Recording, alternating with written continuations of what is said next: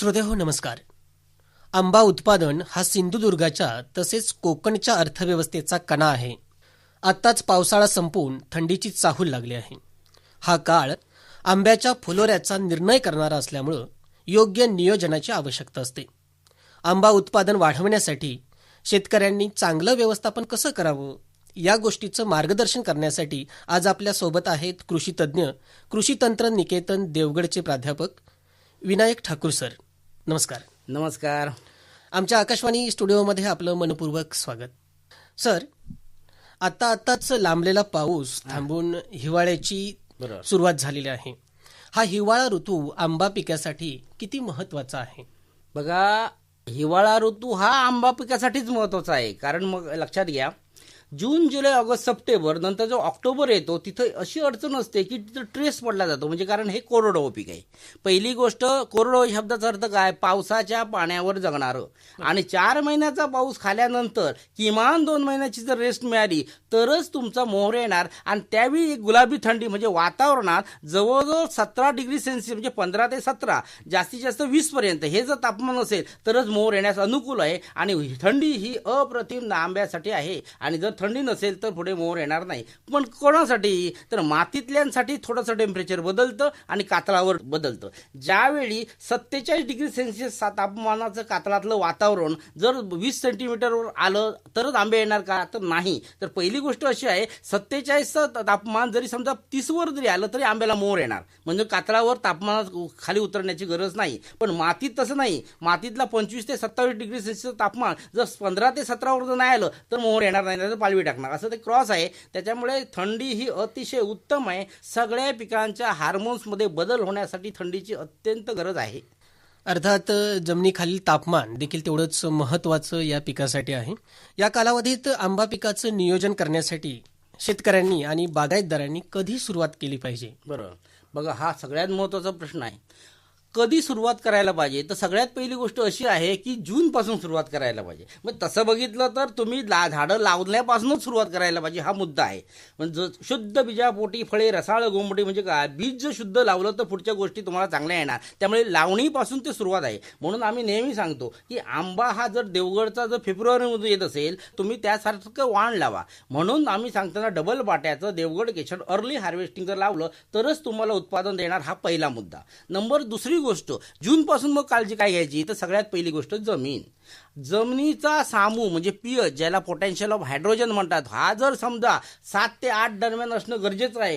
पण 7 पेक्षा जर कमी असेल तर प्रॉब्लेम येणार पुढे आंब्याला. म्हणून 6च्या खाली असता कामा नये. मग असेल तर काय करायचं? तर जूनमध्येच आपल्याला 2.5 किलो चुना हा प्रति गुंठ्याला मिसळायचा किंवा प्रति झाडाला मिसळायचा. म्हणजे पहिली गोष्ट लक्षात घ्या, जूनमध्ये आपलं पहिलं नियोजन काय की जमिनीचा सामू बघणं. तो जर कमी जास्त असेल तर उद्या फुलोर यायला अडचण येणार. नंबर दुसरी गोष्ट, 8 पेक्षा जास्त असेल तर मग काय करायचं? जर जमिनीचा सामू 8 पेक्षा जास्त असेल तर तुम्हाला जिप्सम म्हणजे कॅल्शियम सल्फेटचा वापर करायला पाहिजे, हा पहिला मुद्दा आहे. म्हणजे थोडक्यात काय, तर 5.5च्या आम्ल म्हणजे ॲसिडिक जमिनीमध्ये रिस्पॉन्स मिळत नाही. आणि त्याच्यामुळे काय होतं, कॅल्शियम आणि पोटॅशियमची उपलब्धता घटते आणि त्यामुळे आकार, चव, साखा यासारखी आंब्यामध्ये विकृती येते. म्हणून सगळ्यात महत्त्वाची गोष्ट, ॲसिडिक जमीन असेल तर CaCO3 म्हणजे कळीचा चुना हा घालायलाच पाहिजे शेतकऱ्याने. शेतकऱ्यांना हे कळत नाही. शेतकरी काय म्हणतात, पुस्तकं वाचतात आणि म्हणतात की खतं घातली म्हणजे झालं. खत घातलं म्हणजे काम झालं नाही. खत हे फक्त तुम्हाला 5%च कार्य करतं झाडामध्ये, बाकीचं सगळं कार्यक्रम भौगोलिक स्थिती करते. म्हणून तुम्हाला ओलावा असणं आणि त्याच्यानंतर दुसरी गोष्ट म्हणजे लिक्विड सल्फर लाईमचा जर वापर तुम्ही केला तर त्याच्यामध्ये रिझल्ट येतो. म्हणजे ह्या गोष्टी ह्या बेसिक आहेत. पुढचा मुद्दा असा आहे की जर कोरडवाहू पिकामध्ये जर तुम्हाला पाऊस आला, जसं आता सध्या झालेला आहे बघा, सध्या अशी कंडिशन आली की 7.5 महिने पाऊस आहे.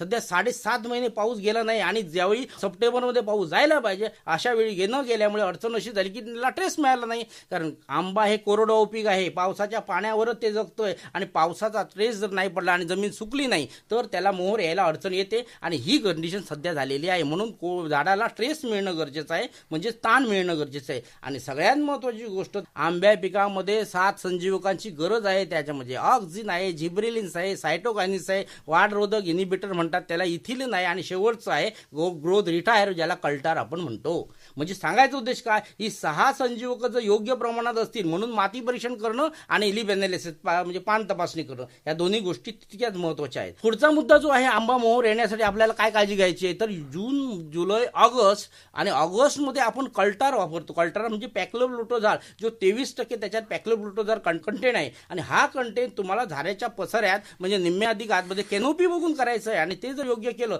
तरच तुम्हाला यामध्ये उत्पादन देणार. त्यामुळे जमीन, हवामान, वातावरण, खत, कल्टर ह्या सगळ्या गोष्टीचा परिणाम हा आंबा मोहरसाठी येतो. अर्थातच आंबा मोहर येण्यासाठी या सगळ्याच गोष्टी जुळून याव्या लागतात, तरच आंबा मोहर फुलोरा हा चांगला येतो. बरोबर. सर, हिवाळा म्हटलं की सकाळी दव पडलेला असतो, दुपारी ऊन आणि रात्री तेवढीच कडाक्याची थंडी आपल्याकडे असते. वातावरणातील बदल जो आहे, या बदलाचा काय परिणाम होतोय? सगळ्यात पहिली गोष्ट मोहर येण्यासाठी जी कारके त्रास देणारे आहे, त्याच्यामध्ये पहिलं भौतिक कारक म्हणजे वातावरण, थंडी, पाऊस. रासायनिक कारण म्हणजे रासायनिकले जैव बदल, आणि जैविक कारण म्हणजे जीवाणू आणि बॅक्टेरियांचे नुकसान. या 3 गोष्टीमुळे आपल्याला अडचण होते. आता मला तुम्ही सांगा, ज्यावेळी समजा आपण पीक जेव्हा आपण लावतो, थोडक्यात फवारणी करतो किंवा इतर गोष्टी करतो, त्याला सनलाईट मिळणं गरजेचं आहे. बघा, सूर्यप्रकाश योग्य जर मिळाला तरच त्याच्यामध्ये उत्पादन येणार, अन्यथा नाही. आता थंडी जर समजा जास्त पडली तर काय होणार, फळगळ होणार, मोहरगळ होणार. या वर्षी जवळजवळ सप्टेंबर एंडला म्हणजे ऑक्टोबरच्या पहिल्या आठवड्यात हापूसची पहिली पेटी गेली. साधी गोष्ट नाही, भर पावसात गेली. आता त्यांनी काय केलं होतं, त्यांना दर आठवड्याला त्याला स्प्रेइंग करायचं आहे, दर आठवड्याला त्याची काळजी घ्यायची आहे, दर 3 दिवसांनी परीक्षण करायचं. ह्या सगळ्या गोष्टी होऊ शकतात जर शेतकऱ्यांनी लक्ष दिला, तर आपण आपला आंबा या बुरशीपासून, या दवापासून, या उन्हापासून टिकू शकतो आणि आपला फायदा करू शकतो.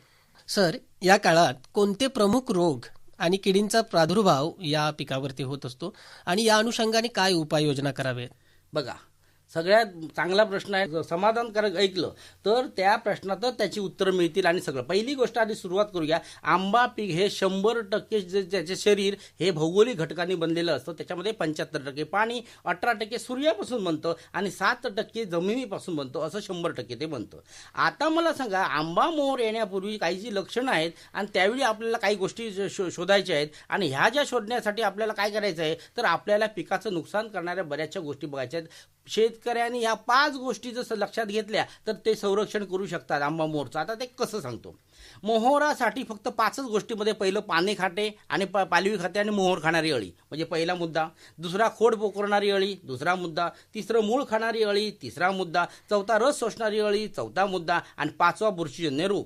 आता लक्षात घ्या, भरपूर हजारो प्रकारचे औषधं आहेत मार्केटमध्ये. जवळजवळ तुम्ही सांगतो 125 प्रकारचे किडे या वातावरणात आपले आहेत, म्हणजे आपल्या भौगोलिक स्थिती आहे. त्याच्यातले फक्त 8 ते 10 प्रकारचे मेजर किडे नुकसान करतात. त्यांना जर कंट्रोल केलं शेतकऱ्यांनी तर तुम्ही त्याच्यावर जय मिळवू शकताय. आता कंट्रोल कसं करायचं बघा. पानं खाणारी म्हणजे पानं खालेली दिसली किंवा मोहर खालेला दिसला की तेच औषध मारायचं. म्हणजे नेमकं कुठलं, तर मी फक्त 2 तुम्हाला त्याची व्यापारी ह्याची नावं सांगतो, कुठे कंटेंट नावं. जसं बघा, अल्फामेथ्रिन आहे, क्विनॉल्फॉस आहे. ह्याचं फक्त 2% तीव्रतेने फवारणी केली की पाने खाणारी अळी कव्हर होणार. म्हणजे तुमचं निरीक्षण महत्वाचं आहे. नंबर दुसरी गोष्ट तुमचं आहे पोकरणारी. जर मोहर पोखरत असेल किंवा फांदी पोखरत असेल तर तो पोखरणाऱ्याला ते पाने खाणाऱ्याचं औषध मारून चालत नाही. मग त्याला पोखरणारं पाहिजे. म्हणजे कुठलं, गॅस पाहिजे. त्याचं नाव आहे डायक्लोरोहॉस किंवा क्लोरोपायरोफॉस. लक्षात आलं. त्याच्यानंतर दुसरी गोष्ट म्हणजे त्यांनीच कंट्रोल होणार. आणि जर समजा मुळं खातात, कसं झाडाचं समजा मोहर आलेल्या वेळी जर मुळं खाली गेली किंवा हुमणीचा त्रास झाला, वाळीचा त्रास झाला तर वरती फळगळ होणार. आणि त्याच्यासाठी तुम्हाला 2 औषधं सांगतो. पिप्रोनिल आहे, मिथेल पॅरेथिऑन. हे मुळंला कंट्रोल करणार. आता पिप्रोनिल तुम्ही फवारणी कराल वरती तर उपयोग नाही, ते मुळातच पाहिजे. म्हणून लक्षणं बघूनच करायचं. आणि 4था प्रश्न आहे तो रस शोषणारी अळी. म्हणजे बघा, लहान कोवळा मोहर असताना त्यातला रस शोषून घेते, आणि रस शोषून घेतल्यानंतर काय होतं की त्याच्यामध्ये आकसतात, मोहर गळून पडतो, फळं गळून पडतात, सगळे नुकसान होतात. आणि त्याच्यासाठी फक्त 2 सांगतो तुम्हाला औषधं, प्रोपेनोफॉस आणि कार्बोसल्फास. ही फक्त कंटेन नावं आहेत. तुम्हाला ज्या कंपनी प्रचलित बाजारात आहेत त्यांचे तुम्ही औषधं घ्या, क्वालिटी तुम्हाला येईल. आता हा पहिला मुद्दा संपला. नंबर दुसरी गोष्ट बघा, आता मेजर सांगतो, तुडतुडा. म्हणजे ज्याला आपण ग्रास उपर म्हणतो किंवा तुडतुडा म्हणतो किंवा आणखी इतर मिसमाशी म्हणतो, ह्यासारखे अटॅक जबरदस्त आहे. असे फक्त 5 ते 6च किडे फक्त आंब्याला त्रास देतात. त्यातला हा महत्वाचा तुडतुडा. आता बघा, काही वेळा पुस्तकात तुम्हाला बघाल तर हे काय केलं असतं, सर्वसामान्य शेतकऱ्याच्या जे पटेल आणि रुचेल यानुसार की नाही आणि किडेमरते यानुसार औषधं दिली असतात. हे देवगड सारख्या किंवा आधुनिक शेतकऱ्यांना चालत नाहीत औषधं. मग ही औषधं तुम्ही जर समजा त्यांच्या लेवलने जर गेला, उदाहरणार्थ देतो तुम्हाला, तर समजा तुडतुडा झाला तर पहिल्यांदा तुम्हाला मिडा वापरायचा आहे फक्त 17%, पण तिथं जर 30% वापराल तर नुकसान. दुसरा आहे ॲसिपेट आहे. म्हणजे क्रम का सांगतो, तर पहिलं मिडा वापरा, मग ॲसिपेट वापरा, मग थायमॅटाझॉन वापरा, नंतर कार्बोक्युरॉन वापरा, नंतर बिफेजिन वापरा, नंतर इबेडा परत 30% वापरा, त्याच्यानंतर मोनोकार्ब वापरा. असे जर तुम्ही 11 लाईन जर तुम्ही केली तरच कंट्रोल होतो. कारण तुडतुड्याची एकदा एक औषध परत मारलं तर सायकल तयार होते आणि पूर्ण नुकसान करतं. त्यामुळे एक औषध वापरलेलं परत वापरायचं नाही, हा तुडतुड्या बाबतीत. आंबार मोहोर संरक्षणासाठी पहिली, दुसरी, तिसरी, चौथी, पाचवी, 6वी अशा 6 फवारण्या आहेत. अर्थातच जसा रोग आहे तशा पद्धतीने आपल्याला कीटकनाशके वेगवेगळी फवारावी लागतील. सर, बऱ्याचदा शेतकऱ्यांचं असं म्हणणं असतं की आमच्या बागेत मोहर चांगला येतो पण फळधारणा होत नाही. अशांसाठी आपण काय मार्गदर्शन कराल? बघा, सगळ्यात पहिली गोष्ट पानांचं तपासणी करा. नंबर दुसरी मातीचं परीक्षण करा केनोमीच्या आतलं, आणि त्याच्यात लक्षात येईल की त्याच्यात कुठली खतं. वनस्पतीला 13 अन्न घटकांची गरज असते, त्यातली एन आणि पी आणि के 3च आपण देतो, बाकीची काय करायचं, मग ते द्यायला तर पाहिजे. मग त्याच्यानंतर संजीवकाची गरज आहे, ते जर नाही दिलं तर गळण होणार. आणि ह्या सगळ्या गोष्टीचा अनुभव घेऊन तुम्हाला जी झाडात कमतरता आहे ती दिली तरच होणार. उदाहरणार्थ बघा, जसं तुम्हाला आज मगाशी म्हटलं, ऑक्झिन म्हटलं, जिब्रेलिन म्हटलं, सायटोकायनिन्स म्हटलं, इनिबिटर म्हटलं, वाढविरोधक, इथिलिन काय यासारखं आहे. त्याच्याप्रमाणे आणखी दुसरी गोष्ट काय, कोकोपीट म्हणजे मल्चिंग करणं गरजेचं आहे. वापसा स्थिती आली तरच फळधारणा होणार, उत्तम नाही तर होणार नाही.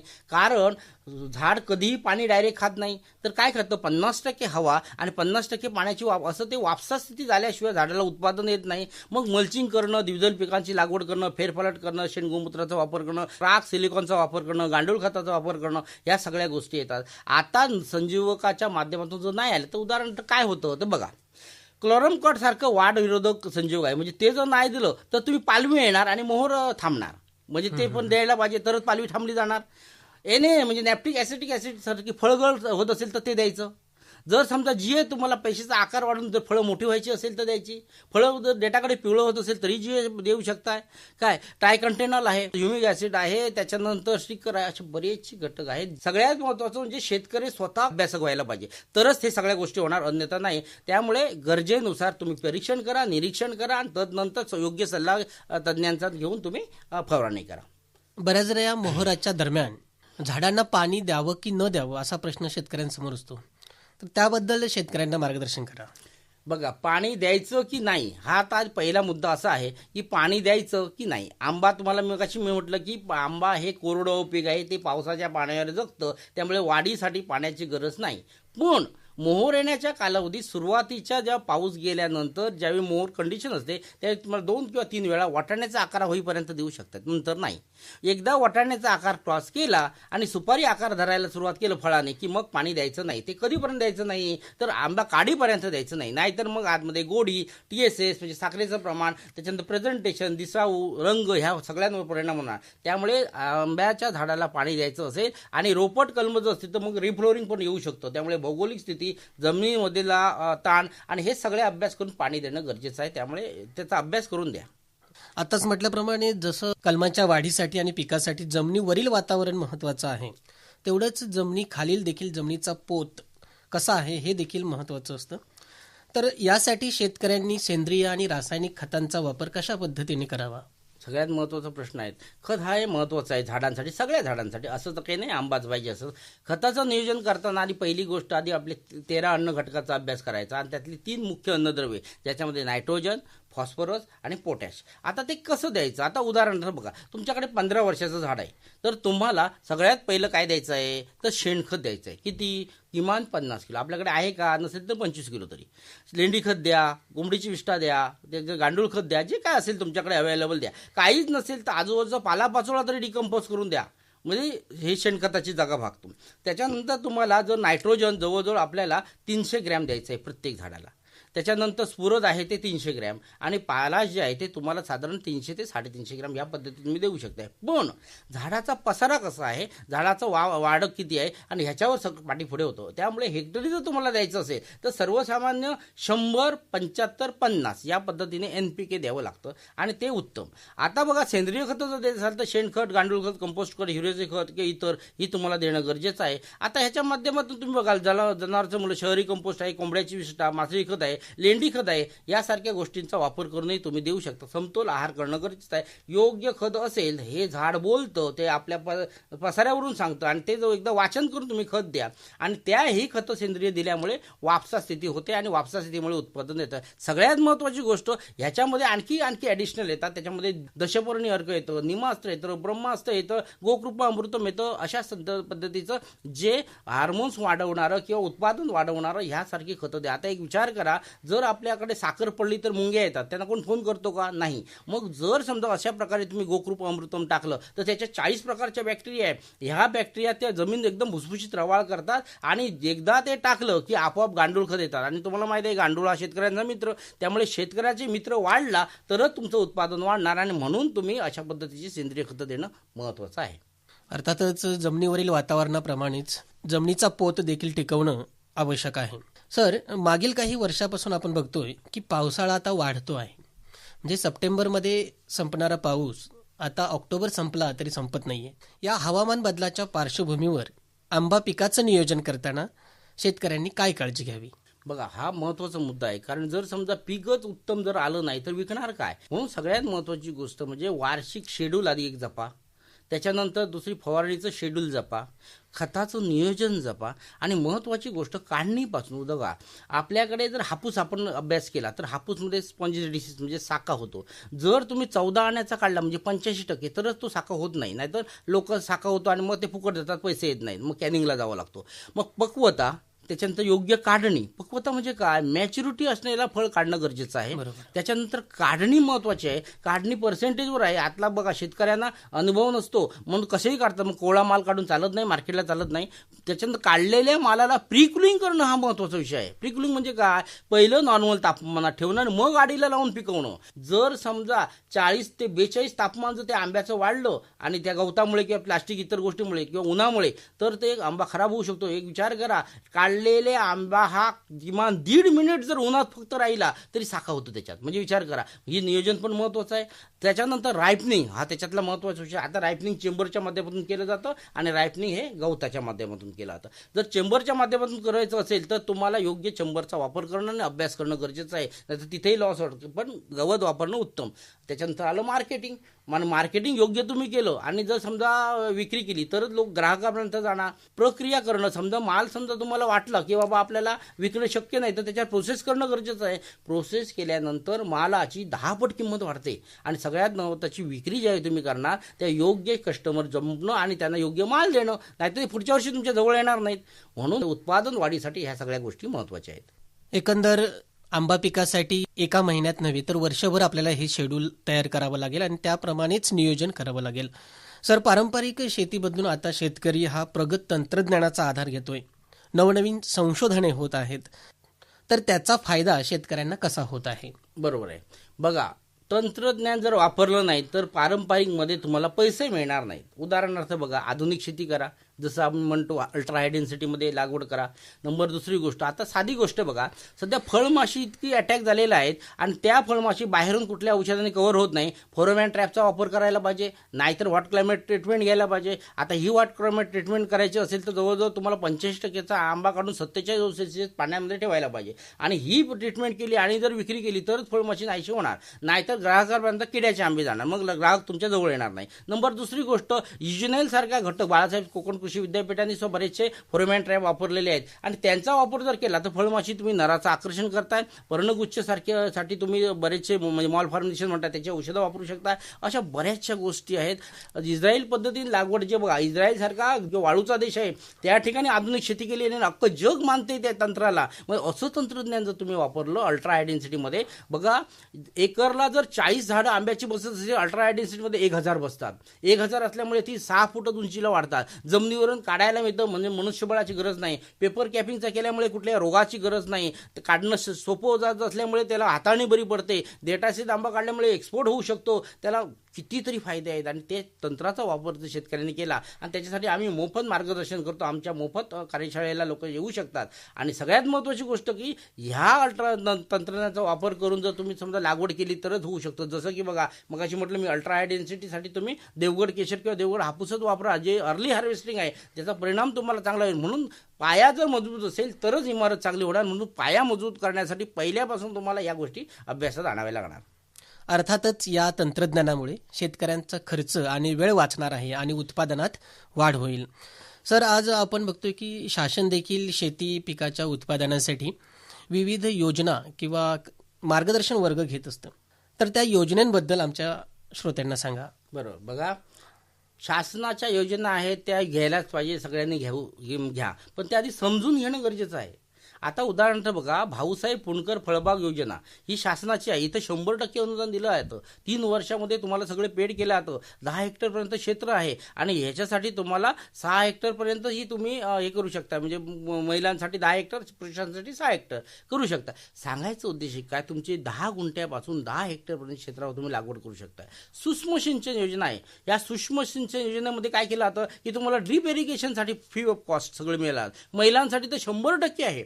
त्याच्यानंतर राज्यस्तरीय कृषी यंत्रणा, पॉवर टिलर आहे, कटर आहे, ग्रास कटर आहे, अशा बऱ्याचशा फवारणी पंप आहे. आता तर अक्षरशः आमचा टेलिस्कोपी रॉड जो आहे, जो जमिनीवरून तुम्ही 70 ते 80 फुटाची फवारणी करू शकता. हा कार्बन मटेरियलमध्ये असलेला 2.5 किलोचा रॉड आम्ही ज्यावेळी व्हिडिओच्या माध्यमातून लोकांपर्यंत पोहोचवला, तर आता सिंधुदुर्गमध्ये शासनानेही घेतला सबसिडीसाठी. अशा रॉडचा वापर जर तुम्ही केला तर जमिनीवरून काढणी आणि जमिनीवरून फवारणी होऊ शकते. म्हणजे मनुष्यबळ जितकं कमी मिळेल. आज जर अभ्यास केला तर नेपाळी किंवा इतर मंडळी इकडे येऊन काम करतात बऱ्यापैकी, तर आपल्या शेतकऱ्यांनाही काम मिळेल. आणि तर त्याच्यासाठी यंत्रणा आहेत. आणि पूर्वी जी आपण चाललेली रोजगार हमी योजना, तर याच्या अंतर्गत बरेचसे फळबाग योजना आहेत, त्याही घेऊ शकता. शेतकरी लागवड करू शकता. नुसतं आंबाच नाही तर आंब्या संदर्भात कोकणामध्ये जवळजवळ 12 ते 14 पिकांवर तुम्हाला ही योजना आहे. आणि याचा जर लाभ जर घेतला तर याचं सगळं त्यांच्या पोर्टलवर दिलेलं आहे. डिटेल वाचा, म्हणजे तुमच्या लक्षात येईल. आणि सगळ्यात महत्त्वाचं, अपडेट राहा, म्हणजे ह्याचे सगळे निकष कळतील. अधिक माहिती असेल, कृषी तंत्र विद्यालयाशी संपर्क जर केला तरी आम्ही तुम्हाला हे सगळ्या गोष्टी सांगू शकतो. सरकारच्या योजना अभ्यासणे आवश्यक आहे आणि त्यांचा लाभ घेणे आवश्यक आहे. सर, सिंधुदुर्गाचा विचार केला तर आंबा पिकाखालील क्षेत्र सध्या वाढताना आपल्याला दिसून येते. शेतकरी व्यावसायिक पिकांच्या दृष्टीने प्रयत्न करत आहेत. तर या क्षेत्रवाढीचा सिंधुदुर्गाच्या अर्थव्यवस्थेवर काय परिणाम होतोय? जबरदस्त होतोय. बघा, पहिली गोष्ट, हापूसला आणि किंवा आंब्याला जी आहे ना, मग तुम्ही एक विचार करा, कोकण हा असा आहे की त्या ठिकाणी 3 गोष्टी मिळाल्या. पहिलं कल्पवृक्ष मिळाला, इच्छित मनोकामना पूर्ण करणारा नारळ. नंबर 2 म्हणजे कोकणाची राणी काजू आणि फळांचा राजा हापूस. म्हणजे बघा, आंबा, काजू आणि नारळ ही 3 मुख्य पिकं आपल्या कोकणात आहे, म्हणून आपल्याकडे आत्महत्या नाहीत. नंबर दुसरी गोष्ट, हा जो आंबा आहे, ह्या आंब्यामध्ये जर तुम्ही अभ्यास कराल तर हापूस आपल्या फक्त कोकणातच होतो, म्हणजे आंब्याचा शिरोमणी हापूस. त्यामुळे तो प्लस आहे. सगळ्यात महत्त्वाची गोष्ट, 14,668 हेक्टर क्षेत्र आपल्या कोकणामध्ये होतं. आता ते वाढून 19,000 हेक्टर आलं. दरवर्षी ते वाढत आहे. त्यामुळे आंब्याखाली भरपूर क्षेत्र येते. तुम्हाला असं कधीच जाणवणार नाही की टोमॅटो रस्त्यावर फेकला, आंबा कोणी रस्त्यावर फेकला का? नाही, म्हणजे शाश्वत मार्केट आहे, शाश्वत कॅनिंग आहे. यावर्षी तर 47 रुपये किलोने कॅनिंग होतं. हा भाव विदर्भातल्या सोयाबीनला मिळत नाही. ही वस्तू तिथे एवढा आंब्याला चांगल्यापैकी भाव मिळतो कॅनिंगला, आणि किलोला तर वेगळाच. या गेल्या वर्षी पहिली पेटी गेली होती ती 32,000ने गेली होती आंब्याची, 5 डझनची. म्हणजे किंमत तर आहे. राजाची किंमत ही राजाच ठरवू शकतो आणि राजाला भरपूर मागणी आहे. त्यामुळे आंब्या क्षेत्राखाली आता एवढं क्षेत्र असल्यामुळे जे आहे नामांकन मिळाल्यामध्ये अख्ख्या जगात होतो. जरी जगात आंबा पिकला तर हापूस, पायरी आणि केशर रत्नसारखं पीक हे फक्त कोकणातच होतं. तर सगळ्यात महत्त्वाची गोष्ट अशी आहे की फेब्रुवारीला गणेश जयंती येते आणि गणेश जयंतीपासून हा आंबा चालू होतो. गणेश जयंतीपासून महाराष्ट्रात आंबा तयार होणारा एकमेव जिल्हा आहे तो सिंधुदुर्ग. त्यामुळे त्याला शाश्वत मार्केट पण आहे आणि त्याला मागणी पण आहे. आणि त्यामुळेच आपला हापूस आज जगभर राजा म्हणून वावरताना आपल्याला दिसून येतो. सर, आपल्या जिल्ह्यामध्ये प्रत्येक घरामागे एक माड दिसतो. त्या पद्धतीने आता घरोघरी कलमं देखील आपल्याला आंब्याची दिसून येतात. तर अशा किरकोळ उत्पादन करणाऱ्या शेतकऱ्यांसाठी आपण काय सांगाल? बघा, किरकोळ शेतकरी ज्यांना 1, 2, 3, 5 अशी जर कलमं लावायची असेल, ज्यांच्याकडे, त्याच्यामध्ये किरकोळमध्ये 3 टप्पे मी टाकतो. पहिला टप्पा असतो ज्याच्याकडे जागाच नाही, फक्त टेरिस हीच जागा आहे. ज्याच्याकडे फक्त एक 2 झाडं लावण्या इतकीच जागा आहे आणि ज्याच्याकडे 2-3 गुंठे जागा आहेत, हे छोटे शेतकरी आपण म्हणूया. आता बघा, ज्याच्याकडे टेरिस गार्डनिंग आहे, फक्त टेरिस आहे किंवा बाल्कनी आहे, ज्याला बाल्कनी शेती आपण म्हणतो, त्याच्यासाठी आपल्याकडे आंब्याचं तुम्ही ATM, वस्तारा किंवा रुमानी अशी व्हरायटी लावू शकतो कुंडीमध्ये, आणि ते आंबे दिसायला पण चांगले आणि खायला पण मिळतात. नंबर 2, ज्यांना एकाच दुसरं कलम लावायचं असेल त्यांनी दरवर्षी येणाऱ्या केशर, रत्ना हापूस, सिंधू, दशेरी, तोतापुरी यासारखी कलमं लावून एक हापूस म्हणजे दरवर्षी उत्पादन घेऊ शकता. आणि ज्यांना कमर्शियल बेसने उत्पादन करायचं असेल त्यांनी केशर बरोबर तुम्ही हापूस लागवड करू शकता. नक्कीच सर. सर, जाता जाता आंबा उत्पादक शेतकरी बागायतदार यांना आपण नियोजनासाठी काय सल्ला द्याल? सिंधुदुर्गातल्या किंवा आपल्या महाराष्ट्रातल्या सगळ्या शेतकऱ्यांसाठी आपलं महत्त्वाचं नियोजन असं आहे की तुमचं जर उत्पादन वाढवणं हा महत्त्वाचा मुद्दा, कारण उत्पादन वाढलं तरच तुम्हाला फायदा मिळणार. दारासमोर आंब्याचं झाड आहे आणि फळं देत नसेल त्याचा उपयोग काय? तर उपयोग काहीच नाही. त्यामुळे उत्पादन वाढणं गरजेचं आहे. त्यामुळे तुम्ही शाश्वत सेंद्रिय शेतीकडे जर वळलाय तर उत्तम आहे. तर आपण शाश्वत शेती करू शकतो आणि गॅरंटेड मार्केट मिळू शकतो. आणि महत्त्वाची गोष्ट, ॲग्रो टुरिझम सारखे जर विषय तुम्ही जर तयार केले, जर आपल्या शेतीला लागलेली फळं विकण्यापेक्षा दाखवून पैसे जास्त मिळतात. त्यामुळे ॲग्रो टुरिझम जर करत असाल तर तुम्हाला प्रत्येकाच्या 2 गुंठ्याला सुद्धा तुम्हाला मार्केट येऊ शकता आणि स्वतःचा उद्योगधंदा करू शकता. 1 गुंठ्यापासून केलेल्या शेतीतही एका माणसाचं कुटुंब जगू शकतं. तर या संदर्भात आम्ही डेमो स्वतः केलेले आहेत. आमच्या नर्सरीला या तिथे तुम्हाला डेमो पण बघायला मिळते. लक्षात येईल की आपण घर बसल्या आपल्याकडे असलेल्या जागेतून, असलेल्या इक्विपमेंटमधूनच तुम्ही उत्पादन घेऊ शकताय आणि तुम्ही त्याचा फायदा घेऊ शकताय आणि आपलं कुटुंब चालवू शकताय. सर, आमच्या स्टुडिओमध्ये आलात आणि आज आपण आंबा पिकाचं व्यवस्थापन, पाणी आणि खताचं नियोजन, रोग व कीड नियंत्रण अशा अनेक घटकांबाबत आमच्या श्रोत्यांना सोप्या भाषेत माहिती दिलात. त्याबद्दल आपले मनपूर्वक आभार. धन्यवाद.